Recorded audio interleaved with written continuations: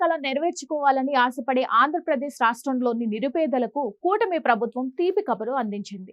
ప్రధానమంత్రి ఆవాస్ యోజన గ్రామీణ్ 2.0 పథకం కింద దరఖాస్తు చేసుకున్న లక్షలాది మందికి వచ్చే ఏప్రిల్ నెలలో ఇళ్లను మంజూరు చేసేందుకు ముహూర్తం ఖరారు చేసింది.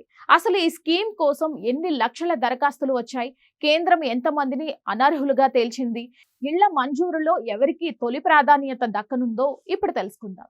గత ఏడాది డిసెంబర్ నాటికి పీఎం ఆవాస్ యోజన పథకం కింద రాష్ట్ర వ్యాప్తంగా ఏకంగా 10.42 లక్షల మంది దరఖాస్తు చేసుకున్నారు. ప్రస్తుతం అధికారులు క్షేత్రస్థాయిలో పర్యటించి అప్లికేషన్లను పరిశీలిస్తున్నారు. అన్ని పూర్తయ్యాక ఏప్రిల్ నెలలో అర్హులైన లబ్ధిదారుల తుది జాబితాను అధికారికంగా విడుదల చేసి మంజూరు పత్రాలు అందజేయనున్నారు. వచ్చిన దరఖాస్తుల లెక్కలు ప్రధానంగా ఇలా ఉన్నాయి.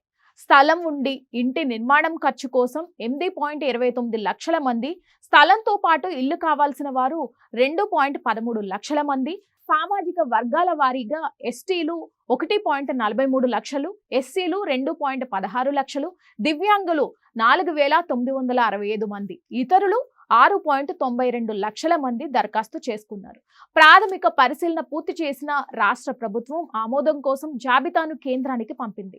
మార్చి 3వ తేదీ వరకు కేంద్రం వీటిని క్షుణ్ణంగా పరిశీలించనుంది. అయితే నిబంధనల ప్రకారం అర్హత లేని దాదాపు 60,000 దరఖాస్తులను కేంద్ర ప్రభుత్వం ఇప్పటికే తిరస్కరించింది. ఈ పథకం ద్వారా సొంత స్థలం లేని నిరుపేదలకు 3 సెంట్ల స్థలం కేటాయించి ఇల్లు నిర్మించుకునేందుకు ఆర్థిక సాయం అందిస్తారు. స్థలం ఉన్న వారికి విడతల వారీగా నిధులు మంజూరు చేస్తారు. ఇళ్ల కేటాయింపులో అత్యంత పేదలకు, వితంతువులకు, అలాగే ఎస్సీ, ఎస్టీ, బీసీ వర్గాలకు తొలి ప్రాధాన్యత ఇవ్వనున్నారు.